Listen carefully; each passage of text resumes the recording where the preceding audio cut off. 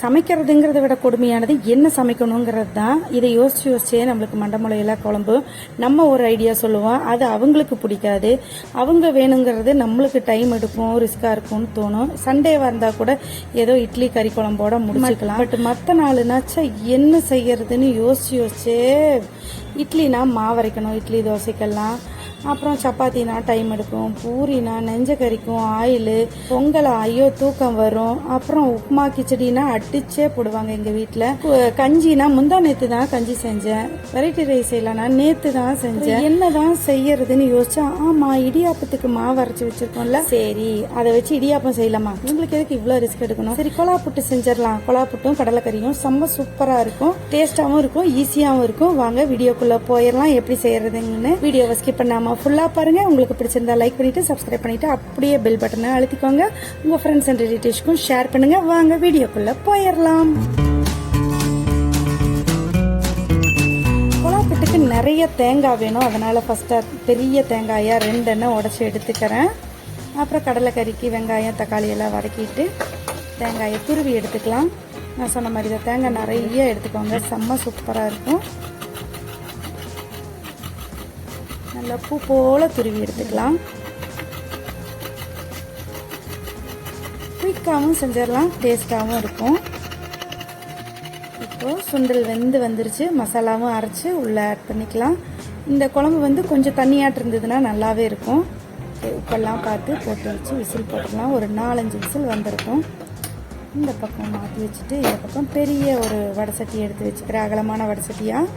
அப்புறம் தேங்காய் பாருங்கள் நல்லா துருவி கொண்டு வந்து வச்சுருக்கேன். ஆக்சுவலாக இதே பத்தாது, இன்னுமே துருவணும். இந்த வடை சட்டி காஞ்சிருச்சான்னு பார்த்துட்டு ஈரம் இல்லாமல் பார்த்துக்கோங்க. இது கொழுக்கட்டை மாவு தான். ஆக்சுவலாக நம்ம கொழுக்கட்டை மாவு வீடியோ ஆல்ரெடி அப்லோட் பண்ணியிருக்கோம், அதோட லிங்கை கீழே டிஸ்கிரிப்ஷனில் கொடுக்குறேன். நீங்கள் வேணும்னா போய் செக் பண்ணி பார்த்துக்கோங்க. உங்களுக்கு எவ்வளோ மாவு வேணுமோ அவ்வளோ எடுத்து வறுத்து வச்சுக்கோங்க. ஆக்சுவலாக ஃபுல் மாவையும் நம்ம வறுத்து வச்சுக்கலாம். அப்பவும் செய்யறப்ப கொஞ்சமாக சூடு பண்ணிக்கிட்டீங்கன்னா நல்லாயிருக்கும். அப்புறம் எதுக்கு அந்த ரிங் போடுறேன்னு பார்க்குறீங்களா, குழம்பு இது பொங்கி வராமல் இருந்து இது தாண்டி வரக்கூடாது, இந்த கோட்டை தாண்டி வரக்கூடாதுங்கிறக்காக. அப்புறம் தண்ணி கொதிக்க வச்சுருக்கேன். இந்த கொழுக்கட்டை மாவு கசி இருக்கு பாருங்க, அதை தாண்டி வரல. இருந்தாலும் இதுலேயும் படக்கூடாதுன்ட்டு என்னென்ன செட்டப் நான் செஞ்சு வச்சிருக்கேன் பாத்தீங்களா. ஏன்னா அப்புறம் மாவு வீணா போயிடும், கலர் மாறிடும். நான் மறந்துடுவேன்னு இப்பவே உப்பு ஆட் பண்ணிக்கிறேன். நைஸ் உப்பு தான் போடுறேன். எந்த அளவுக்கு வேணுமோ நான் ஒரு ஸ்பூன் அளவுக்கு இன்னைக்கு ஆட் பண்ணி நல்லா மிக்ஸ் பண்ணிக்கலாம். ஒரு 2 to 3 மினிட்ஸ் வறுத்தா போதும், கலர் மாறிடக்கூடாது. அப்புறம் கொலா புட்டும் கலர் மாறிடும்.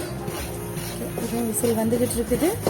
இதுவும் ஒரு 2 to 3 மினிட்ஸ் ஆயிடுச்சு, போதும். இதுவும் லேசாக வறுவிட்டா போதும்.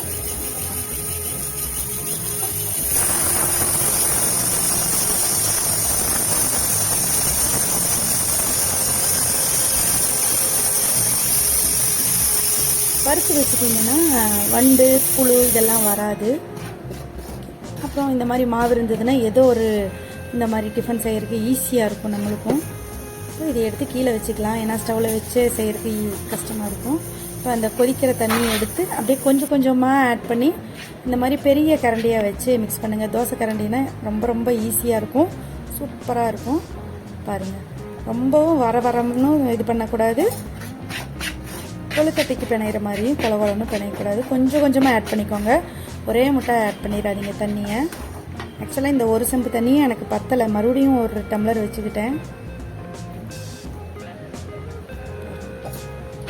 அவ்வளோதான், நல்லா பரட்டி விட்டு உடச்சி விட்டிங்கன்னா கலந்துரும் நல்லா ஈஸியாக.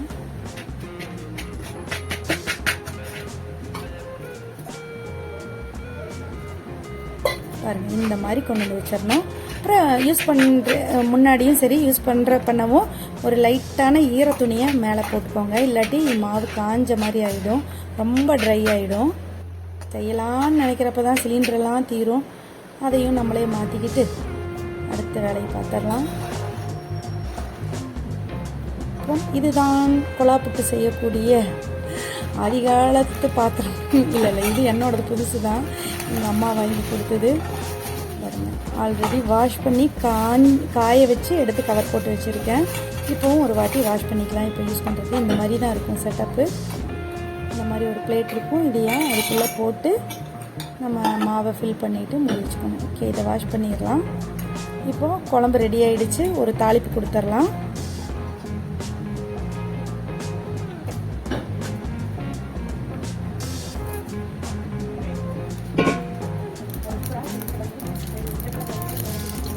குழம்பு சூப்பராக வந்துருச்சு.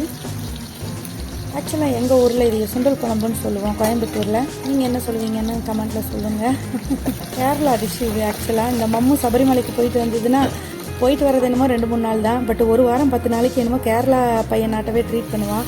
எனக்கு கொலாப்புட்டும் கடலைக்கறியும் அப்புறம் கப்பக்கிழங்கு வேணும்னு சொல்லிட்டு இந்த பாத்திரத்தை இதில் வச்சு தண்ணி ஊற்றிக்கலாம். ஒரு 3/4 பங்கு அளவுக்கு தண்ணி ஊற்றிக்கோங்க. அதுக்கும் கொஞ்சம் கீழே இருந்தாலும் ஓகே தான். இப்போ இந்த இதில் இந்த பிளேட்டை உள்ளே போட்டு கரெக்ட் பண்ணிக்கோங்க. கிராஸாக போய் நிற்கும், அதனால் நான் கட் பண்ணிக்கிறேன். ஒரு பிளேட் அடியில் வச்சு ஃபஸ்ட் லேயராக தேங்காயை போட்டுக்கோங்க. ஒரு ஸ்பூன் அளவுக்கு போட்டுக்கோங்க. உங்களுக்கு எவ்வளோ வேணுமோ அவ்வளோ போட்டுக்கோங்க. நம்ம கடையில் வாங்குறதுனா தேங்காய் கம்மியாக இருக்கும். நம்ம வீட்டுக்கு செய்கிறதுனால நம்ம கொஞ்சம் தேங்காயை அதிகமாகவே சேர்த்திக்கலாம். அதுக்கப்புறம் செகண்டாக வந்து மாவு ஆட் பண்ணிக்கிறேன். புட்டு மாவு ஒரு 3 ஸ்பூன் அளவுக்கு ஆட் பண்ணிக்கிறேன்.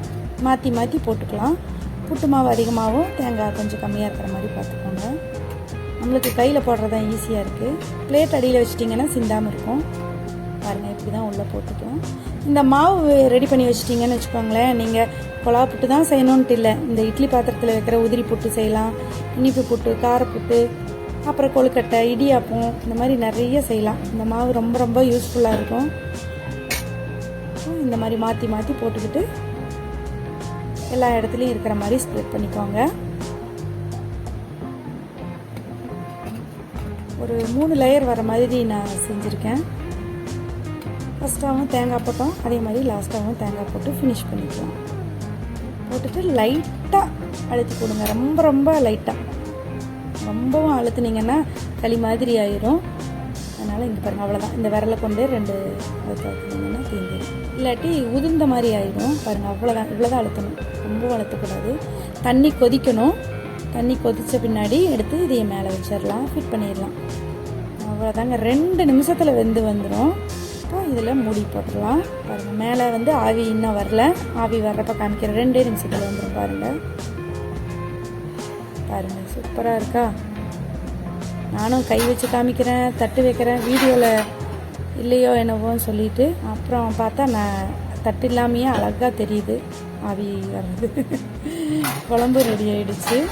உங்களுக்காக நான் என்னென்னலாம் வச்சு காமிச்சிருக்கேன். கலர் தட்டு வச்சா தெரியும்னு சொல்லிட்டு, பட் அதெல்லாம் இல்லாமையே அழகாக தெரிஞ்சது இல்லை. ஃப்ரெண்ட்ஸ், நான் போடுற வீடியோ உங்களுக்கு பிடிச்சிருந்தா மறக்காமல் லைக் பண்ணிவிட்டு, சப்ஸ்கிரைப் பண்ணலைன்னா சப்ஸ்கிரைப் பண்ணிவிட்டு பெல் பட்டனையும் அழுத்திக்கோங்க. கொத்தமல்லி போட்டு குழம்பையும் இறக்கிடலாம். அவ்வளோதான். இப்படி நல்லா பிடிச்சி எடுங்க, சூடாக இருக்கும். இந்த மாதிரி பருப்பா மெத்தோட பேக் இதோ இல்லை பெரிய கரண்டியோட இதோ வச்சு லைட்டாக அழுத்தி கொடுங்க. அழகாக வந்துடுச்சா? சூப்பராக. அப்படியே அந்த மாவு கூட தேங்காவும் வெந்து வர்றப்போ அவ்வளோ டேஸ்ட்டாக இருக்கும். அவ்வளோதான். ஓகே, இந்த பிளேட் எடுத்துடணும். கடலைக்கறியும் ரெடியாக இருக்குது. சுட சுட ஊற்றி அது கூட சேர்த்தி சாப்பிட்றப்போ செம்ம சூப்பராக இருக்கும். டக்குன்னு ஒரு குயிக்கான ஒரு பிரேக்ஃபாஸ்ட், ஹெல்த்தியானதும் கூட சூப்பராக இருக்கும். ட்ரை பண்ணி பாருங்கள் நீங்களும். ஈஸியாக இருக்குல்ல? அப்புறம் எங்கள் அக்கா வீட்லையெல்லாம் கொலாப்புட்டு செஞ்சாலும் என்ன தான் கூப்பிடுவாங்க, ஏன்னா நான் கொலாப்புட்டு செய்கிறதுல எக்ஸ்பர்ட்டு. அப்புறம் இனிப்பும் சூப்பராக இருக்கும். நான் இன்றைக்கி நாட்டு சக்கரை போட்டு கொஞ்சமாக ஏலக்காய் தூளும் போட்டு கொடுங்க. ஓகே, நாங்கள் அடுத்த ரவுண்டுக்கு ரெடி ஆகிட்டோம். தேங்க்யூ ஃபார் வாட்சிங். இவ்வளோ நேரம் வீடியோ பார்த்ததுக்கு. பாய். நெக்ஸ்ட் வீடியோவில் மீட் பண்ணிடலாம்.